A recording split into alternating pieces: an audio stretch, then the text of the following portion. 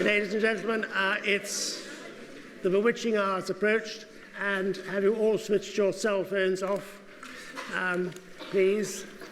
And does anyone own this book? It's got William Boyd. Somebody left it here yesterday. You found, oh, good. The owner's arrived. I rather hoped she wouldn't appear so I could read it. So I'll leave it here. Okay. Right. So the lights all right, or do you want them a bit down? Down a bit. Yes, please. Thanks, Matthew.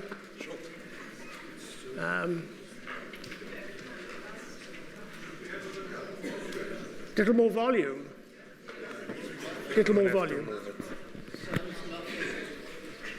Is it the shirt? Sorry.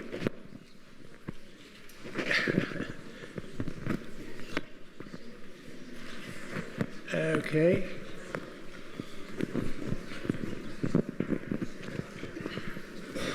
Do you mind if I tuck it in the No. button?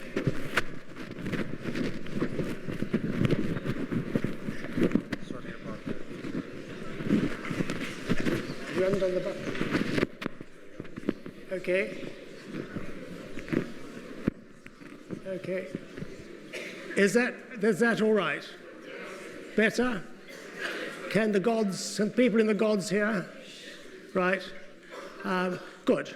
So you're looking, in fact, at a map of Vienna, which is a rather strange map, but it is dated 1530, and it's by a chap from Germany, from Nuremberg, and he actually produced this as a sort of money-making ploy, because in 1530, Vienna felt the enormous relief having had a siege of the city lifted. So this chap in Nuremberg, Meltmann, then obviously printed these off with people to buy them as souvenirs, basically. And it's a pretty weird map. I rather like the Danube sort of wiggling around there.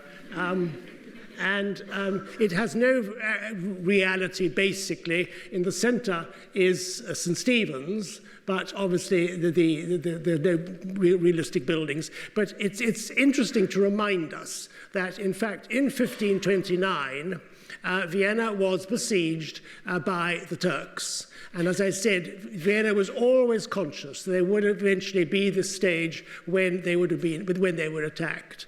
And the siege took place in the autumn, or in September 1529. And so you can see here some details. There's St. Stephen's, and then you can see that's the sort of soldiers with their lances, you see, and there's another one is dragging a cannon, and so Vienna was very much on a war footing, aware that their city was now surrounded by the Turks. And then on the right-hand side, that is the buildings of what was then the palace of the Habsburgs, the Hofburg. And so the antagonists in this event were a man called Count Salm, Nicholas Graf Salm, and Suleiman the Magnificent, Suleiman I. The illustration in the middle is a Turkish manuscript, from a Turkish manuscript, and there, obviously, on the walls of Vienna with the soldiers are trying to protect the city, and there are the guns of the Turks below. But fortunately, Count Salm was a very great military leader. He activated the people, and although he had far, far fewer troops at his disposal than the besiegers, there were about, I think, over 100,000 Turks had appeared at the footsteps or the doorstep of Vienna. In fact, what happened was that the resistance was very strong, led by Count Salm, and also winter suddenly appeared with a vengeance. And of course, this, as we know, is the great aspect that saves so many events in Europe, that when winter came, it was obviously very significant, very obvious to Suleiman the Magnificent that he would have to withdraw. So he did, and he withdrew back to Turkey. But it was the first time, and it made Vienna very, very aware that their fears had now been realized, they had been saved, but this could easily happen again. So the first siege was a victory for the Viennese, basically. But here we then go on to look at a map. And this is the reason why Vienna was so fearful. The yellow, of course, is the Ottoman Empire. And you can see that Vienna is literally on the doorstep. All this area, which obviously now is Hungary, was occupied by the Turks. The Turks occupied Hungary for about 150 years. And you see they also occupied what today are Bulgaria and Romania, and as well as Greece, of course, and then the coastline of Africa and Egypt. And so it was a very significant awareness that Vienna was always prone to be attacked and prone to be defeated, possibly. So you can see here in an illustration which is not that, well, it's after the siege, but it's obviously they then rapidly augmented their defences. And you can see here the walls as they were now by the early 1600s. You can see them on both sides surrounding Vienna. That they never had defensive structures on the river. They didn't think that was necessary. But they defended the other three sides of Vienna. And you can see those walls with these pointy battlements, which are based upon French military principles, and it was obviously much, much more safe within these huge walls that had been built between 1529 and now the date of this is 1617. The St. Stephen's, again, very prominent. The area there is one of the oldest parts of Vienna, and in fact within that part of Vienna there is a church called St. Rupert's, which is supposedly the oldest building in Vienna, but very little of ancient Vienna survives. They're fragmentary stones from the Roman era, because Vienna was a Roman city, but basically Vienna is develops, and as I say, develops not very seriously until the final siege of the threat of the Turks is lifted. Now, a map, not a map, but a painting which is in the Vienna Museum again, shows you the defensive walls from the west. And it's in that area, the lower part of the illustration, that the Turks then return in 1683. And you can see again the buildings, the St. Stephen's in the centre, the buildings in the foreground. On the right-hand side are the Hofburg again. And this is the glacis, this huge vacant area, which of course is part of the whole defensive concept, that you have great walls to defend your city, but outside those walls you have open space, so the enemy obviously exposes himself to your soldiers and to your guns. So the glacis was an open space, largely open anyway, and that is where the Turks encamped themselves in 1683. The Turks then returned with a vengeance. They returned with huge numbers of people, hundreds of thousands of them, and they didn't return. The initial siege began in September in 1529. This siege, which is the Great Siege, began in July, so that's the middle of the year, so therefore the climate is obviously going to be more satisfactory. Winter won't come with a vengeance by October, November, and the troops of the Turks are led by this gentleman on the left, the Grand Vizier Kara Mustafa Pasha. Now, the siege was actually very, very serious. There wasn't a significant commander like Count Salm in the city itself to activate the people. The emperor withdrew. He dashed off to Innsbruck and Linz to save his soul, to save his body. And so Vienna was actually very demoralized in 1683. And through the months, through the later summer months, sort of July, August, September, it was quite obvious that Vienna was on the brink of collapse. Obviously, the people were starving, food couldn't get through, and so on. And the Turks, in fact, I suppose it's human nature, but they rather sort of relaxed their grip on the city. And unbeknown to them, an Allied force was then assembled by and led by the King of Poland, Jan III Sobieski. And the Allied force consisted of about, I think, 80,000 troops. And they were from Bavaria, from Franconia, from various states in the Holy Roman Empire. And he leads them. And he's the great hero, although he's very often not really given the credit that is due to him. He saw it as a crusade. He saw it as a means of defeating the infidel, defeating Islam, and he led it with an enormous force, amazing charisma. And so in September the 12th, 1683, he and his troops swept down from the hills that surround Vienna, and there you can see the city. It's not a very accurate painting, this, but there is Vienna. These are the trenches of the Turks. He sweeps down. They were all just having a good old time. They were sort of sitting there having their coffee and eating their croissant, sort of what you sort of do. Well, I mean, that's where the croissant develops, of course, as you know. The very word, it's a crescent shape. It's meant to be a crescent shape, and it's meant to be, therefore, the shape of the symbol of Islam. And then the bakers in Vienna produced this delicacy commemorating the lifting of this siege. So they weren't having croissant at all. They were having their chocolate buns or something. But whatever they were doing, he sweeps down, takes the Turks by surprise, and battle ensues throughout the day of the 12th of September. And then he launches his famous Polish cavalry. His famous Polish cavalry, which were renowned across Europe, and these winged Polish hussars. They had as their sort of part of their uniform these feathered wings. And it sounds weird, but then think of the British busby. I mean, that's pretty weird as well. Those sort of strange hat things they wear. So, you know, all regiments have these sort of traditions.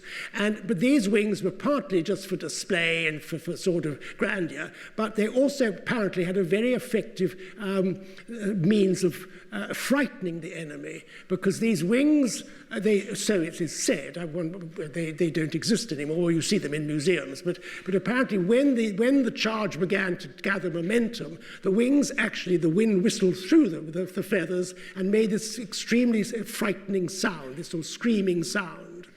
So you can imagine this troop, and even if they didn't make that, it must have been pretty frightening seeing these people coming towards you. And the Turks were completely defeated. They fled, leaving a lot of their treasure. So that what survives of their treasure left behind is either in Vienna now or in Poland, because, of course, of the Polish king who led it all. So on the 12th of September, 1683, the Turks fled. They've got a long way to go.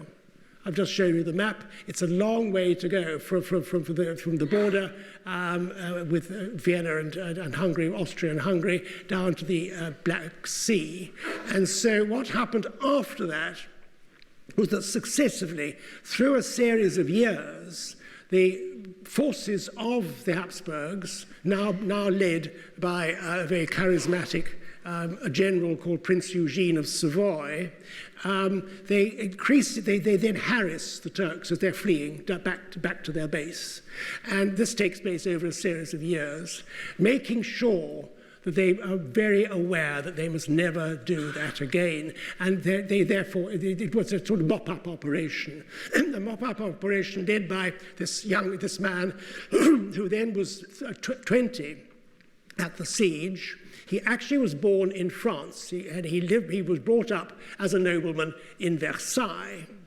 But he was then refused, he always wanted to be a soldier, and he was then refused entry into the French army because he was too small, he was too short. And that was a very detrimental decision by the French, because then he leads enormously famous battles and victorious battles against the French. After he has rid Vienna and rid the Austro-Hungarian Empire of the Turkish threat. Then, in fact, it happens that in the early years of the 18th century, there is what is known as the War of the Spanish Succession, which is relevant because the War of the Spanish Succession is fought between the Habsburgs and the French, because they're fighting for who will be the next king, because the last Habsburger died out. He died out because he couldn't talk. He had a chin that as long as your elbow, and he just couldn't cope. He couldn't breathe, he couldn't eat, he couldn't do anything really, but except he lived for a very long time. But he dies eventually, and then of course the French want to put their candidate on the throne of Spain. Of course the Habsburgs want to put theirs on. So there's the War of the Spanish Succession, which is fought between the French and the Habsburgs are assisted by the British. And the British are led by the Duke of Marlborough. So just as the Duke of Marlborough, after the great victories of Oudenarde and Malplaquet and Blenheim, and therefore when the Duke of Marlborough succeeds in the Battle of Blenheim, he has Blenheim Palace built for him. So exactly the same happens here. Prince Eugene has built for him what is the Belvedere. And this amazing structure, which goes the lower Belvedere, well, I've marked them, that is the lower Belvedere, that's where he lived, and the upper Belvedere that is where he entertained and had great receptions and so on. And between that are these formal gardens. And so this is built for Prince Eugene. It's built on the glacis. It's built on the vacant land, which was kept vacant, of course, to protect the city. So now you see Vienna is free. Vienna can breathe a huge sigh of relief. And so this is symbolic of the fact that they now no longer have to worry about their defense and about their city being besieged. And they build one of the great examples of the Baroque in the world. It's built by Johann Lucas von Hildebrandt, who actually was born in Italy, but he was born of Austrian stock. And he then studies in Rome, which is extremely important because he studies under a man called Carlo Fontana, who's the last of the the major architects of the Roman Baroque. And then he comes back at the right time, in the right place, to build one of the great examples of palace buildings anywhere in Europe, really. And it's this amazing building, the Belvedere. There you can see a slightly better view with the upper Belvedere, which is the most interesting of the two, which is in fact today a huge art gallery of Austrian art, which includes Klimt and all the other great names of the early 20th century. But this is, as you see, as I say, Lucas von Hildebrandt is the great architect. And there you can see the approach across the pond. Now, this is typical of the Baroque. The Baroque must be dramatic. The Baroque must be grand. The Baroque must have a huge sense of build-up. The Baroque must have theatre. The Baroque must have light and shade. And here you see that in its essence. There's two towered structures on the two sides lead then. The windows walk towards this great triumphal centre with the triple arches in the middle. The Baroque begins in Rome as a propagandist style, which is the church fighting back against the Reformation. And it is to glorify the Catholic Church. That is what the Baroque was invented for in Rome by people like Bernini and Borromini and others. The Baroque, though, spreads. It's rather like a sort of curling snake. It moves in and out. Excuse me.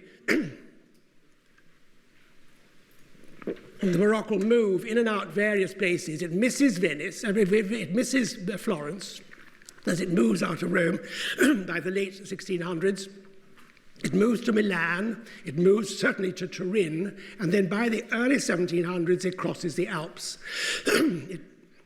And it moves to Austria, which is natural because you see now they want a style which emphasizes in a dramatic, theatric, ornamental magnificence. They don't want a simple building. They don't want a little classical structure or whatever. They want grandeur. They want power. They want to show off. They want to tell the world that now they are a great capital and a great center of an empire.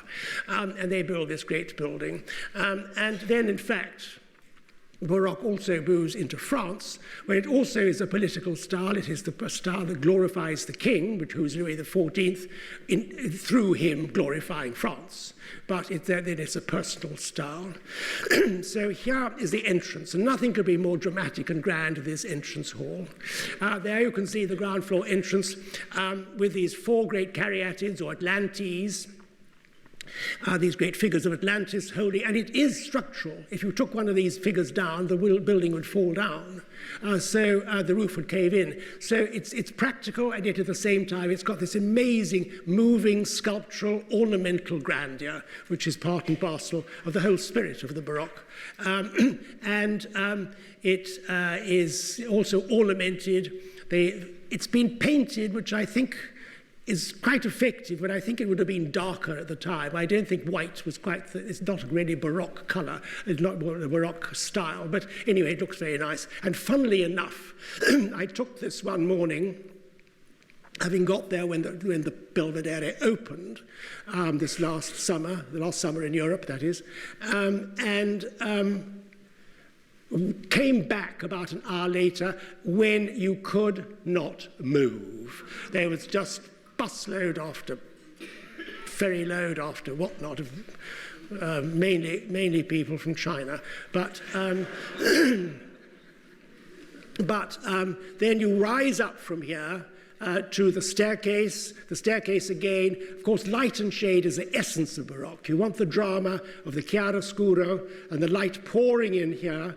And as you rise up the staircase, you then have these putti, balancing lanterns. You have the plaster work, the ornamental decorative stucco work of the plaster, all this emphasis upon emphasis upon emphasis. And then you go through from there into the marble hall, which again is, the Baroque has to be strong. The Baroque is grand, the Baroque is light and shade, the Baroque is dramatic, but it must be strong. Once the Baroque loses its strength, which it does towards the end of the 18th century, and it does certainly when it moves in fact, to South America, where the Baroque is part of the Spanish influence coming in. But it loses its grandeur, it loses its home raison d'etre. So here you've got these wonderful pilasters in dark marble, gilded capitals, again giving the contrast of light and shade. Then the light coming through from the ceiling lights, or the ancillary lights around the ceiling. And then up above, of course, you have the painted decoration, emphasizing the grandeur and the exploits and the magnificence, the heroism of Prince Eugene. It must surely have gone to his head, poor man. I mean, it's just amazing. But in fact, he's a slightly complex figure, but anyway, that's another story. But it's interesting here in this room, after the Second World War, when, as I mentioned earlier, the Russians actually captured Vienna or freed Vienna from the Germans, and after that, the Allies came from the West. And Vienna was actually a divided city. You may have forgotten this or may not know it, but like Berlin.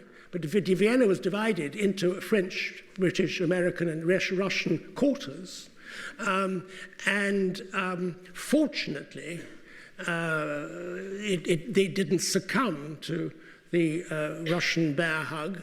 And then on the 15th of May, 1955, the independence of Vienna and the recognition of the new Republic of Austria took place in this room.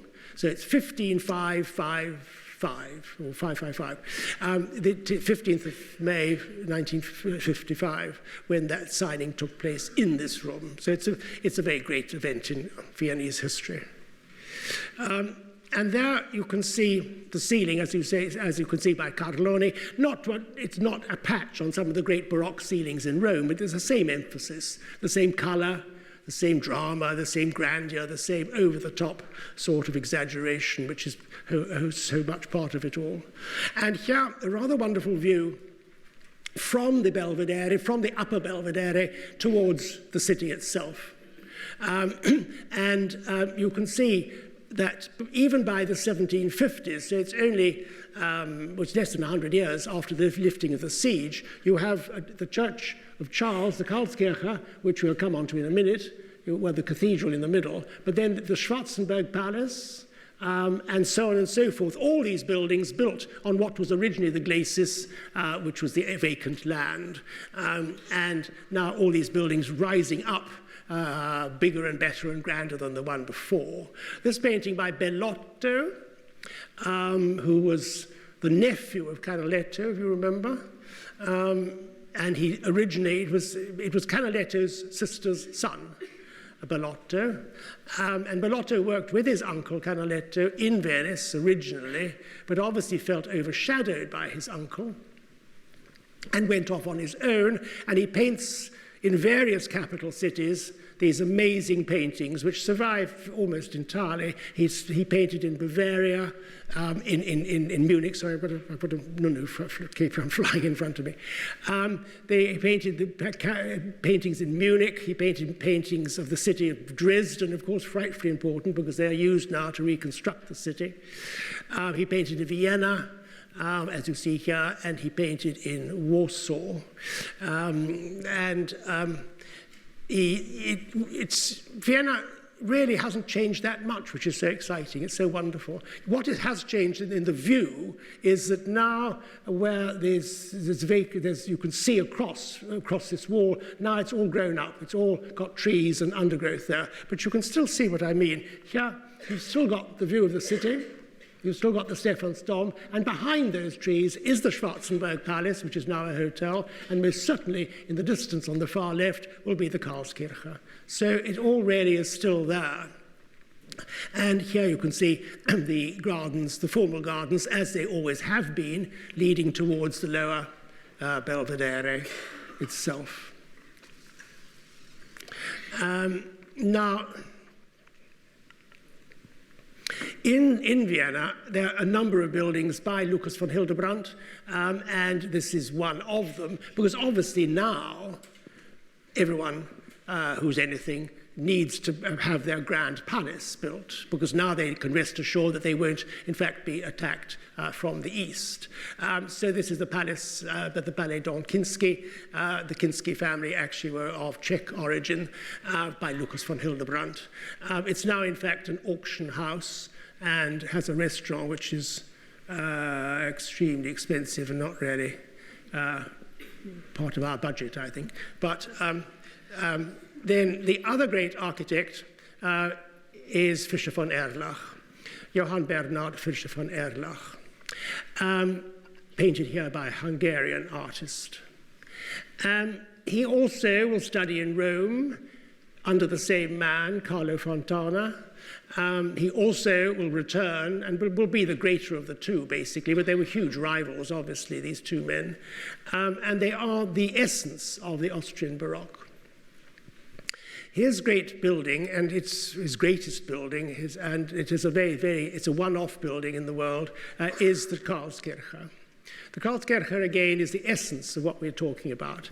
Now, in Rome, say, for instance, in the Piazza Navona, in Rome, there's the Church of Sant'Agnese, the Church of St. Agnes, and you've got those side towers pinioning the building, giving an emphasis, giving a grandeur, then the movement towards the center with this wonderful explosive dome. So this is exactly what is happening here, except in addition, he adds these two triumphal columns. And they are obviously very symbolic, and they have a multiplicity of meanings, because they are based, of course, upon the Roman columns still surviving in Rome. There's the column of Marcus Aurelius, and more significantly, the column of Trajan. And those columns in Rome, obviously, in their spiraling decoration, record the events and exploits and victories of the emperor concerned, the Roman emperor concerned. Here, the church is dedicated to St. Charles. St. Charles was a Counter-Reformation saint. He was a recent man into sainthood. St. Charles Borromeo was a figure of the present, as it were. It's not going way back into history. St. Charles Borromeo was, in fact, the Bishop of Milan in the 1500s. He was a great worker for the poor. He was a great figure in Milan at the time, and he's canonized and becomes a Saint Charles Borromeo from a noble family in the lakes of Italy. So therefore, on these columns, the decoration is, of course, the miracles and events in the life of St. Charles Borromeo, which is all very well and good. But it's just fortuitous that the emperor at the time was also called Charles. So, in other words, it's nothing to do with the church, basically. I mean, basically, all this is expressing the newfound glamour, the newfound grandeur, the newfound expression of the fact that now these emperors do actually have a huge empire, and they are just as important as the Roman emperors. And so just as Roman emperors erect columns, so they can erect columns as well. And so it's that sort of emphasis. And it's a one-off. It has never been created before. It is a bit weird in a way, but it's a magnificent building, absolutely fantastic. And of course, inside, just as outside, it has a superb marble interior with a dark entrance, the dark approach into the church, and then the huge light pouring through from the dome in the middle, which of course is all part and parcel of the effect. And here you can see the high altar. The Baroque, the columns, the marble, the gilding, the carving, the stucco work. There, of course, in the middle is St. Charles rising heavenwards, and then above these figures waving at him as he goes by.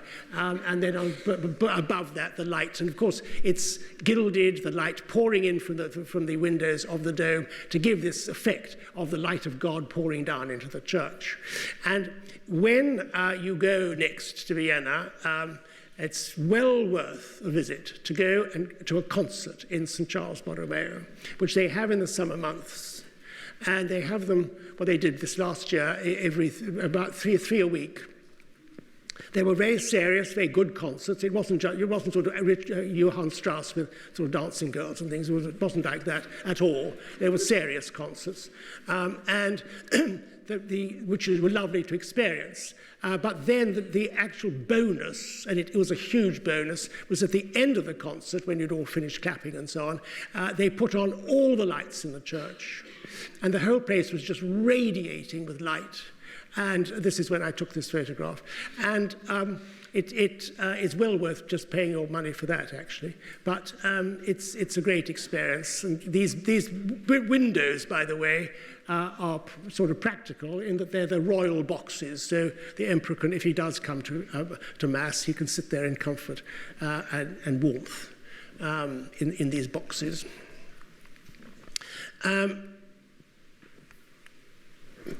What am I doing?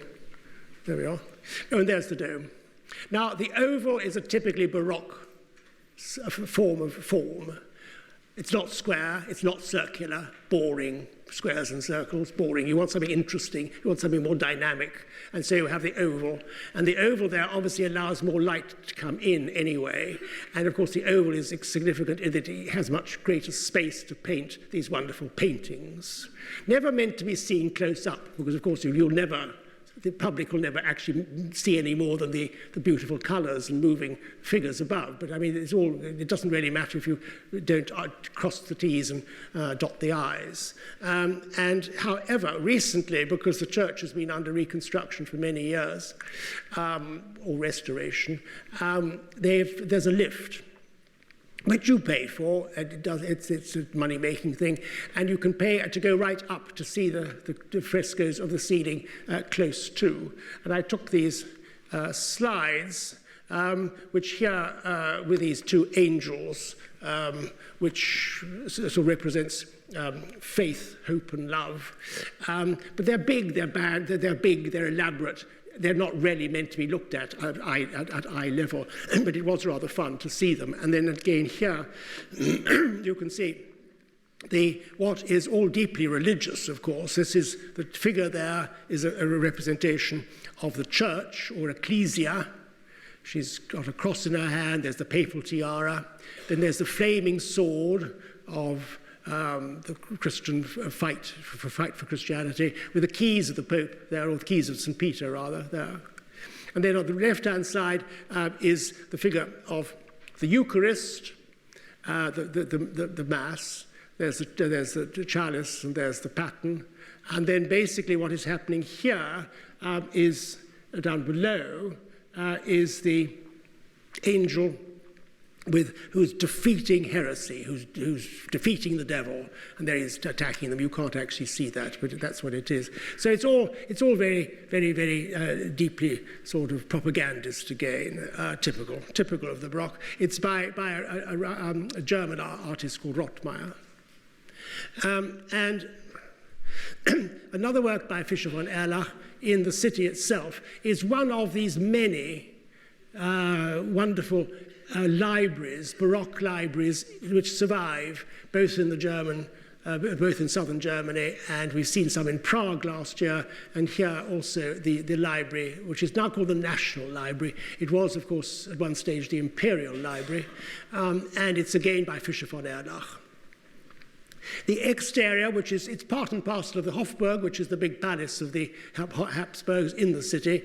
The exterior is very grand. It's a bit uniform. It's a bit, doesn't quite got the panache that one would expect. Inside, though, as you can see on the right, it's got a superb strength and amazing balance, but it's also got a wonderful sense of light and decoration and ornamentation. And interestingly, last year, this last European summer, they had a huge exhibition here on the life of Franz Joseph, because of course he died in 1916, so this was 2016 that he had this exhibition, which was very, very interesting in the library, which is finished by his son, Joseph Emanuel.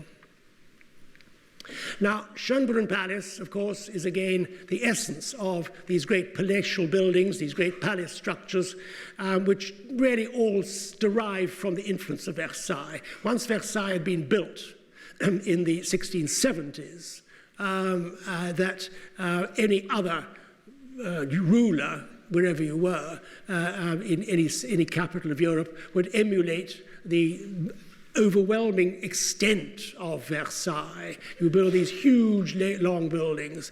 And here is the palace itself, which was begun actually not for Maria Theresa, but for her father Charles, the Emperor Charles VI, whose name fortuitously was the same as St. Charles Borromeo. And it's then begun by Fischer von Erlach and finished for Maria Theresa by Nicolas Picassi, who's Italian of origin, but Viennese by domicile. And so you could see the Bellotto showing that very little has changed to the palace between the 1750s and today, and except that it now is very, very, very popular. The Schönbrunn is the popular attraction in Vienna. And there again you see the gardens today and the gardens painted by Bellotto.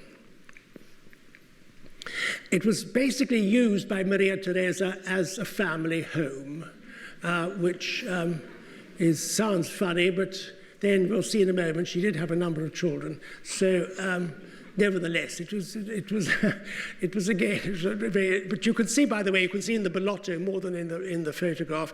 You can see the Bellotto of the St. Stephen's Cathedral is peering up there. So it's not difficult. It's not far away from the centre of the city. You can easily reach Schönbrunn if you don't have a car in a tram, quite easily. There's a tram stop nearby, and so the palace itself is largely, almost entirely, the essence of the Maria Theresa style. Here's the Great Gallery. The Great Gallery, which is inspired, of course, again from Versailles. Don't forget that we're talking about the 1740s and 50s. Versailles was the 1670s and 80s. And this is the gallery, the great famous gallery in Versailles. It's called the Galerie des Glaces, the Hall of Mirrors. And here, you have mirrors, but you just have this elaborate, gilded, painted, ornamental magnificence, which is the essence of this great palatial style of the Baroque. Today, this is used very often for concerts in the evening now, but those are concerts where you do get Johann Strauss, and everyone dressed in fancy dress costume, which is not to my taste. The rooms are still surviving. This is called the Old Lacquer Room. You can see these lacquer panels, of course, from the East, probably Japanese rather than Chinese. And interestingly, within this room, there is inserted a version of the painting, the original painting, which is in the actual art gallery you saw yesterday, the Kunsthistorisches Museum. And these are the two eldest sons of Maria Theresa, Joseph with his black uniform, Leopold on the left in white. And these are the two sons, painted in Rome by Bertoni, the great artist of the Grand Tour, in about 1760. And similarly here, the Million Room, typical, because the style of the interiors, this is a typical Rococo interior, because the Rococo interior is the essence of the decorative expression of the Baroque. The decorative expression of the Baroque by the mid-18th century. This elaborate curling, swirling, naturalistic decoration without any classical ornament really associated with it at all.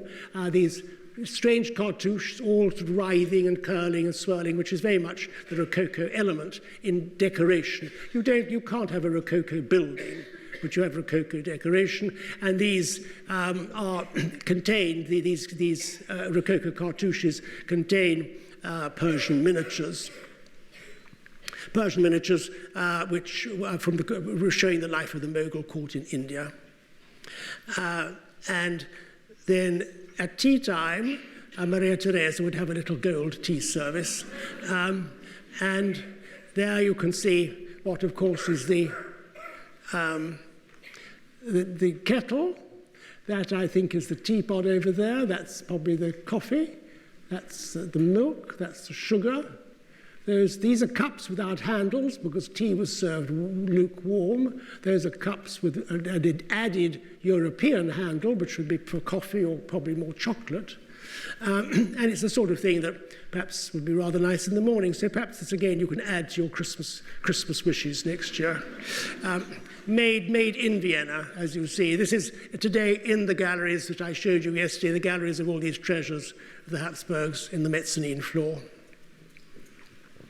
And here is Maria Theresa with her husband. And it is showing her, this is an artist called Martin von Meitens. He's actually Swedish, but works his entire life for the court in Vienna.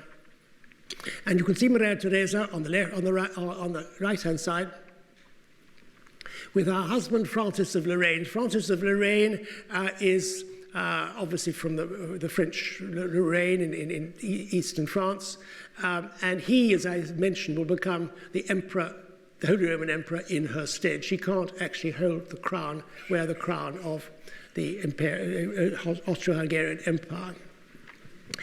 And she was this amazing ruler, as I mentioned. She was a woman who fought absolutely tooth and nail for her country, and she fought successfully, and she actually was very, very, very clever, because she not only came to the power when her father died without any knowledge of how to govern. She was never actually taught anything by her father, who was absolutely ridiculous. But she then made the extraordinarily sensible decision, which is partly why her reign was so successful, of appointing extremely good ministers to work under her, and to delegate the power and to delegate the authority to these people, who therefore exercised enormous influence. And one hopes that somebody we're going to hear about tomorrow or on Friday will also have that sense. But in between governing, she actually produced 16 children. You can see 12 of them there. 12 of them, that's one, I can't count at this angle, but there are 12, you take my word for it. And the other 4, sadly, didn't live to adulthood, but there are 12 in this painting. The youngest of whom, and there's a little child in a sort of cot thing there, is Marie Antoinette, her youngest child. So there we are, the imperial family. And as I say, 16 children to bring up, 16 nursemaids, 16 governesses. Schönbrunn was just about big enough, really, for the family. And there she is. She's a very, very sympathetic woman. She's a fascinating woman. And there in one of the rooms, not of Schönbrunn, but this is in the Hofburg, which is in the center of Vienna. It's called the Redutensaal, which is this room intended for masques and balls and so on. And here you can see the imperial family attending a concert on the occasion of the marriage of her son, her eldest son, Joseph II, to Isabella of Parma. Joseph II married twice, didn't produce any children. This is a detail here. And again, I've counted this line of children all going dotted along. And again, there are 12. There are 12 of them. With the occasion, Maria Theresa is in the middle, of course. She's there with her husband next to her. But this is just a detail. Now, this is a good example of the fact that you must always be very, very careful about the internet, because it's only one person's knowledge that comes forth in Wikipedia or whatever. And this is on the internet claimed to be an illustration of the concert that Mozart performed for Maria Theresa. Which was 1760. Well, Mozart was only 3 then, so I think it's really pushing it a tiny bit. But he certainly did perform to the royal couple, and he actually performed to them 2 years later, and the performance took place in Schönbrunn. And this is Mozart, of course. On the 10th of October, he played to Maria Theresa and Francis I, her husband. She was extraordinarily impressed, and she gave him the costume that he's wearing in this portrait. Or she ordered the costume to be made, which he's wearing now in the portrait.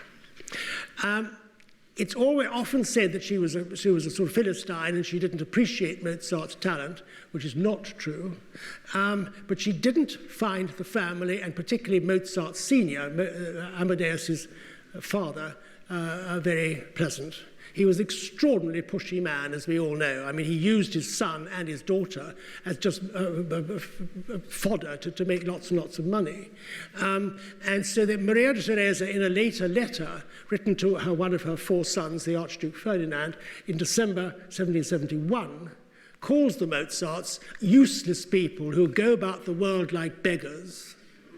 And it didn't mean that they looked like beggars. It means that they were always begging for money. Or it doesn't mean that they were. It means the wretched father was, Leopold Mozart, was always dragging his children all the way around Europe, as you know, London, you name it, wherever they went, to make money. And very often playing in pubs in England to make 2 shillings and 6pence or something. So she obviously, and I think most people did, they reacted unfavorably to the Mozart family because they were not all that acceptable to the court. So they never got court patronage, as you know, which was to the advantage of Mozart. We wouldn't have his music as it is today if he had had to compose music all the time for Maria Theresa. So it's another ifs and buts of history. All the Habsburgs, from the 18th century onwards, the earlier ones are dotted around Europe, but all the Habsburgs, and up to the very present moment, all the Habsburgs are buried in the Capucine Church of Vienna. And the church at the moment is under scaffolding, so you don't see it like this today, but it obviously will be revealed again. And you go down to the imperial vaults. Obviously, they're in the basement. And the illustration on the right is of part of the decoration of the tomb of Charles VI, father of Maria Theresa, with this wonderful skeleton wearing the imperial crown, which is lovely, lovely touch. This is so typically Baroque. And the tomb of Maria Theresa is, however, something to be reckoned with as well. There is the imperial couple. There's Francis and Maria Theresa. They are being crowned by an angel. And this huge structure, all surrounded by figures, mourning figures, and achievement of arms and all the rest, is by a man called Moll. And it was created before Maria Theresa died. And there was a wonderful critic in England called Brian Sewell, you may remember. He wrote the most acid criticisms of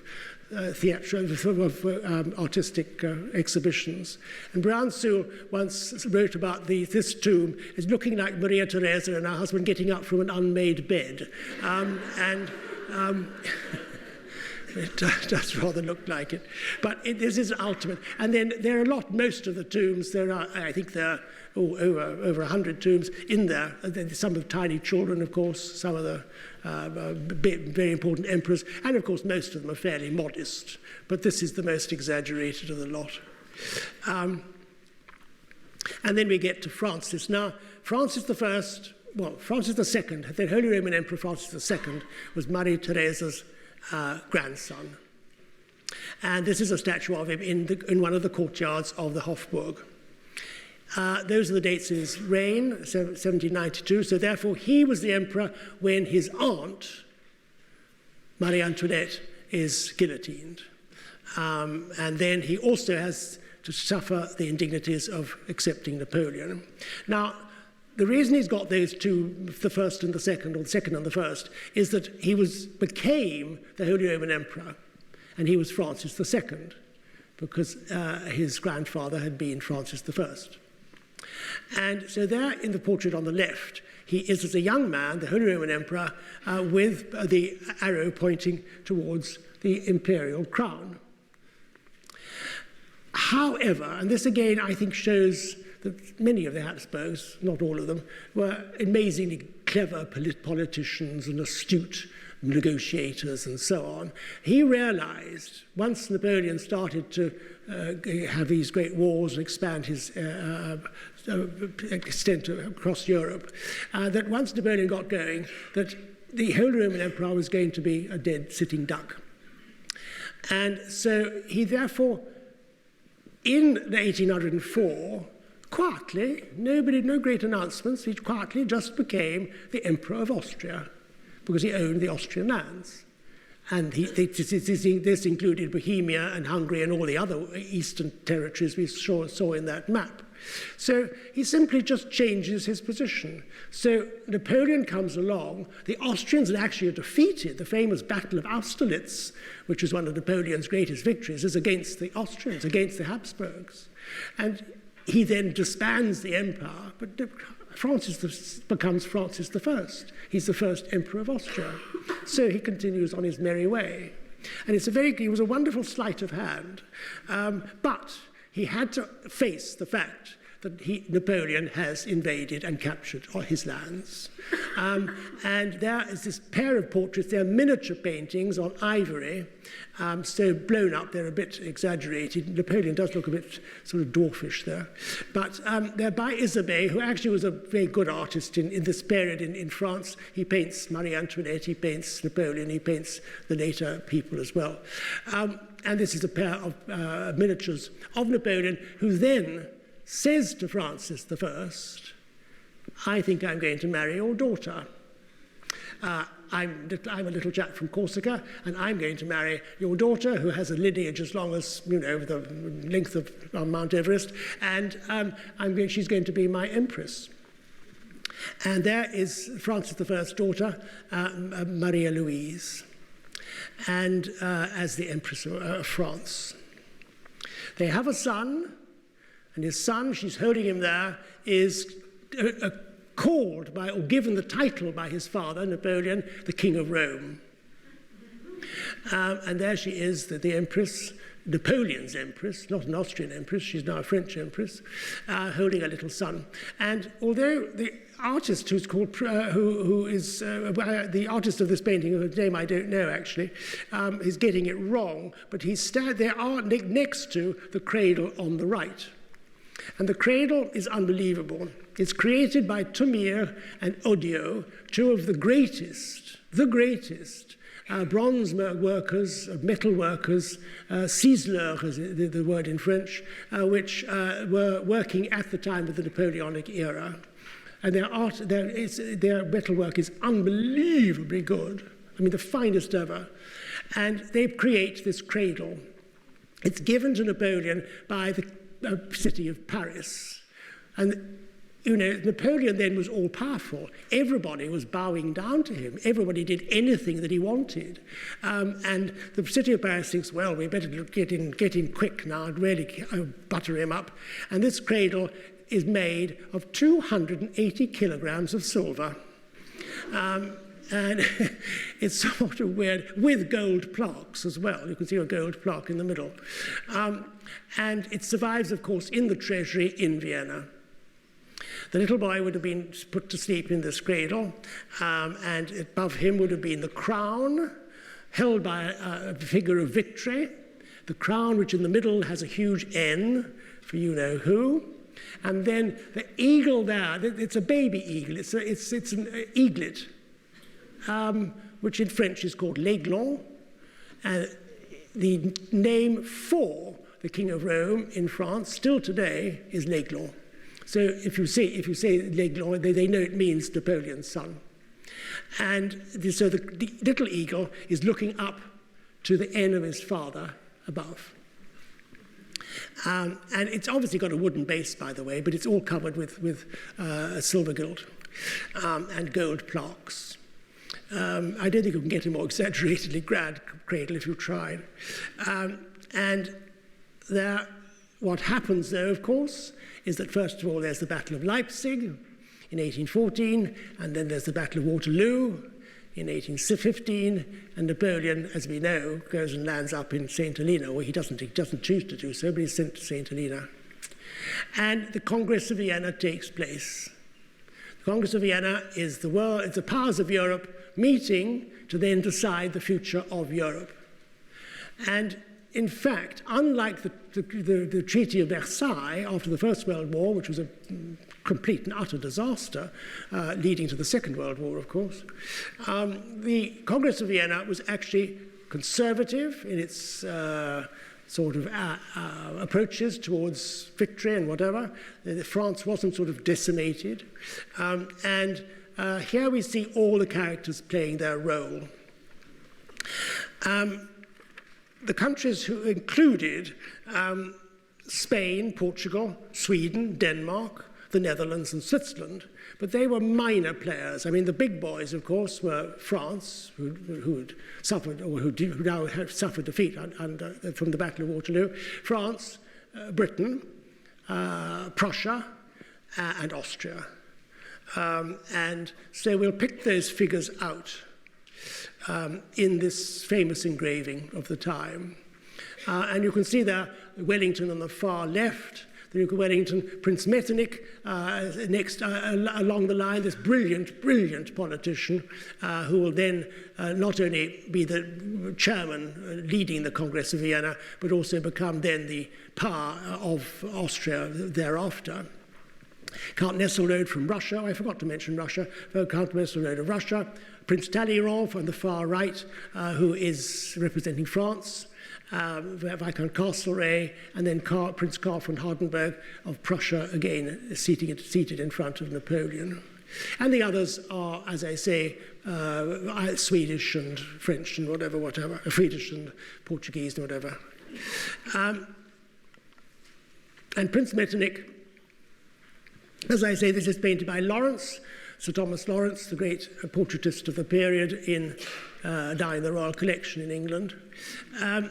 And he, as I say, was the leading figure in the Congress of Vienna, which, as I say, achieved a great deal. It created, in the first instance, the Kingdom of the Netherlands out of what was the Habsburg Low Countries. It also, funnily enough, confirmed Britain's control of the Cape Colony. because the Cape Colony had been taken over by Britain during the Napoleonic Wars to stop the French from capturing it. And various other, he condemned slavery, and then obviously apportioned parts and parcels of Europe, but they were small parcels. France loses Alsace-Lorraine, for instance, but then it gets it back later on. But it was all engineered, as I say, by Prince Metternich, who then becomes the leader of Austria, because then, as I mentioned before, that Francis I's son is Ferdinand I, who is simple, and he can't